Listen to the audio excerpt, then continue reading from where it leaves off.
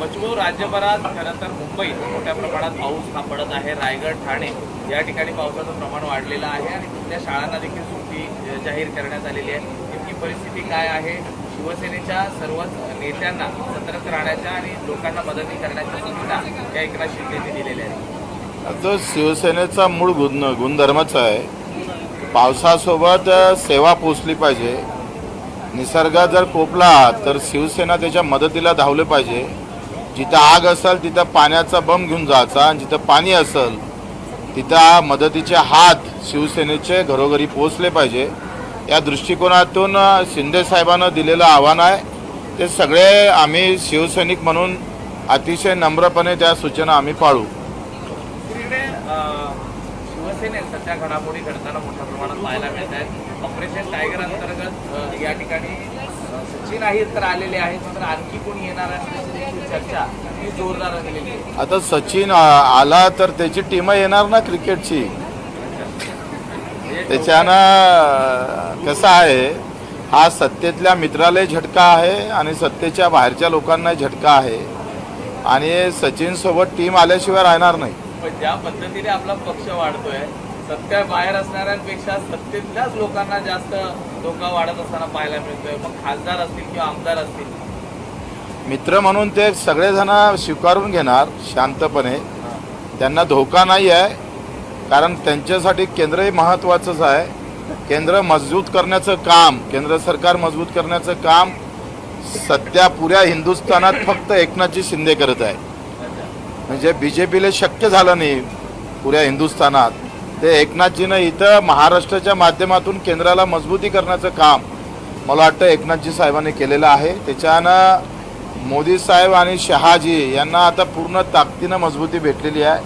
आला वेळ तर ते विधेयक पण महिला आरक्षणाचं ते पण या ताकदीमुळं निश्चितच आम्ही पाहतो समोर झालं गेल्याशिवाय राहणार. पण दुसरीकडे ज्या पद्धतीने पक्षाची ताकद आपली वाढत आहे, तशीच अंतर्गत नाराजी ही देखील मोठ्या प्रमाणात वाढताना पाहायला मिळते आहे.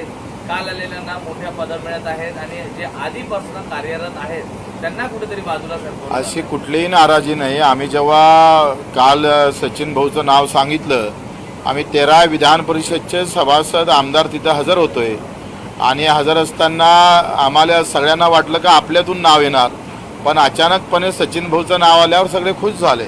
आखरी पक्ष मजबूत होत असताना आमच्या नाराजीला फार महत्त्व नाही.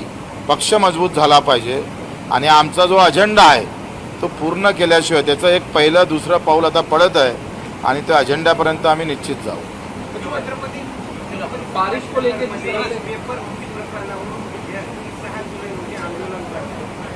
आम्ही त्यांच्यासोबत राहू. पेपर फुटीच्या बाबतीत फाशीची शिक्षा व्हावी. जे जे काय याच्यात असेल त्या सगळ्यांना कशा पद्धतीनं त्यांचा चौरंगा करता येईल का, मिलिटरीच्या प्रमाणे मिलिटरीमधली एकही पेपर फुटला नाही. ज्या ज्या मिलिटरीनं परीक्षा राबवल्या त्या धर्तीवर राबवल्या पाहिजे आणि त्या ऑफलाईनच झाल्या पाहिजे. आखरी त्या कष्टकरी, कामकरी, शेतकरी, मजूर, वंचित या लेकरांचा, यांच्या लेकरांच्या ते भंगता कामाने त्यासाठी विरोध घ्यावा लागला तरी आम्ही घेऊ. आणि मला असं वाटतं का सरकार निश्चितच 6 जुलैच्या आत या सगळ्या प्रकरणावर तोडगा काढल्याशिवाय राहणार नाही.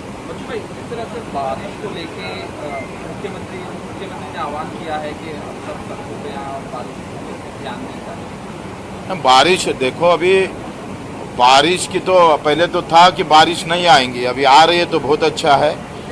तो भी विदर्भ में बहुत कम, उसमें जो होना था उतना नहीं हो रहा है.